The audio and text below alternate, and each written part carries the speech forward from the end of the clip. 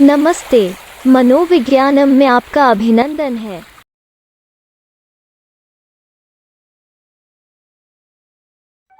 Joy Paul Guilford, जिन्हें JP Guilford के नाम से जाना जाता है, का जन्म 7 मार्च 1897 को नेब्रास्का के मार्क्वेट में हुआ था। व्यक्तिगत विभिन्नताओं में उनकी रुचि बचपन से ही शुरू हो गई, जब उन्होंने अपने ही परिवार के सदस्यों के बीच क्षमताओं में अंतर देखा।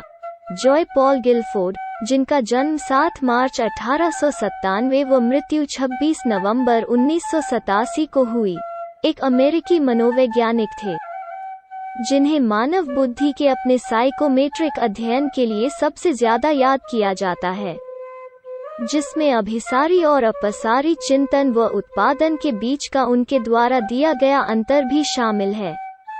2002 में प्रकाशित सामान्य मनोविज्ञान सर्वेक्षण की समीक्षा ने गिलफोर्ड को 20वीं सदी के 27वें सबसे उत्कृष्ट मनोवैज्ञानिक के रूप में स्थान दिया।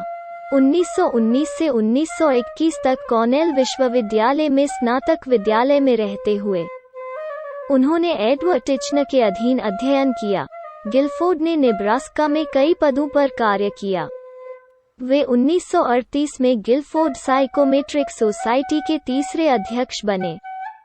इसके पूर्व संस्थापक लुई लियोन थर्स्टन और एडवर्ड थॉर्नडाइक के नक्शे कदम पर चलते हुए, और उन्होंने 1937 तक इस पद पर कार्य किया।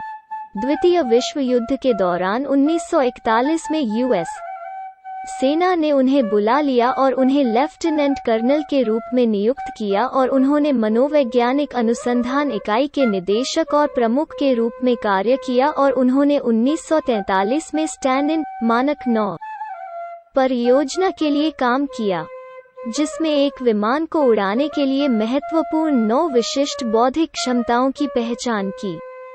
स्टैंड इन, जो अब शैक्षिकी मनोविज्ञान में एक सामान्य शब्द है, गिलफोर्ड की परियोजना के दौरान गढ़ा गया था। स्टैंड इन स्टैंडर्ड 9.5 के माध्य और 2 के मानक विचलन के साथ 9 बिंदु मानक पैमाने पर परीक्षण स्कोर को मापन करने की एक विधि है। यहाँ एसओआई अर्थात बौद्धिक संरचना मॉडल वास्तविक अर्थ में शुरू होता है, जिसने एयरक्रू प्रशिक्षुओं के लिए स्नातक उत्तीर्ण करने की दरों में वृद्धि की।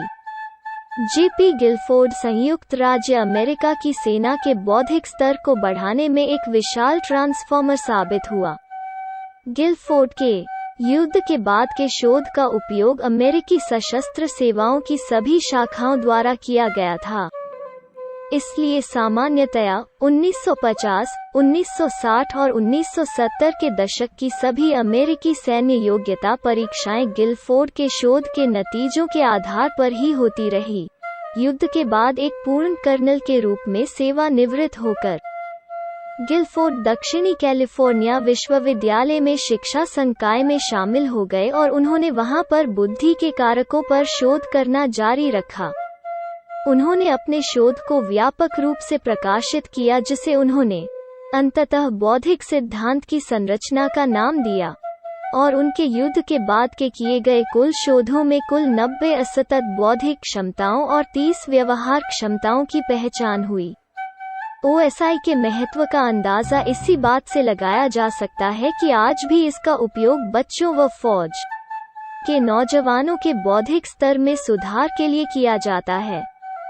गिलफोर्ड ने 1955 में अपने स्ट्रक्चर ऑफ इंटेलेक्ट (SOI) सिद्धांत को प्रकाशित किया।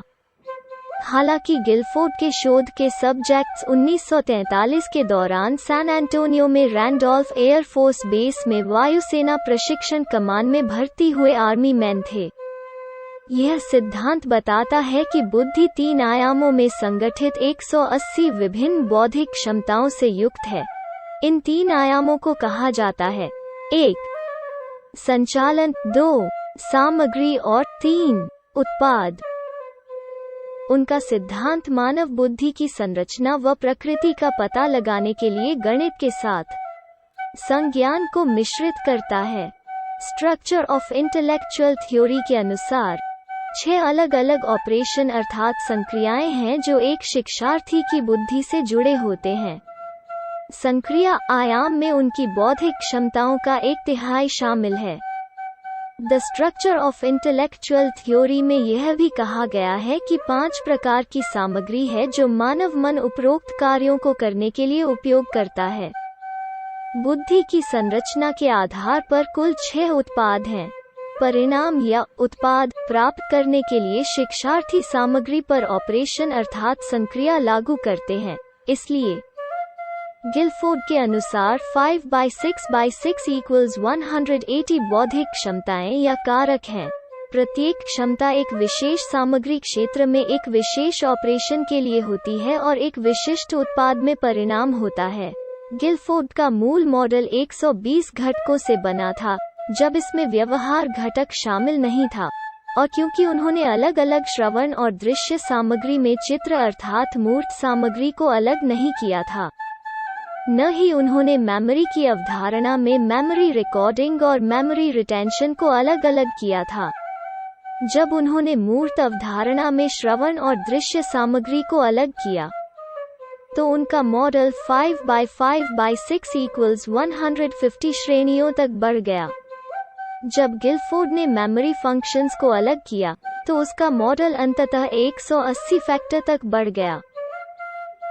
गिलफोर्ड ने 1967 में अध्यापन से संन्यास ले लिया, लेकिन लिखना और प्रकाशित करना जारी रखा। 26 नवंबर 1987 को लॉस एंजल्स, कैलिफोर्निया में उनका निधन हो गया।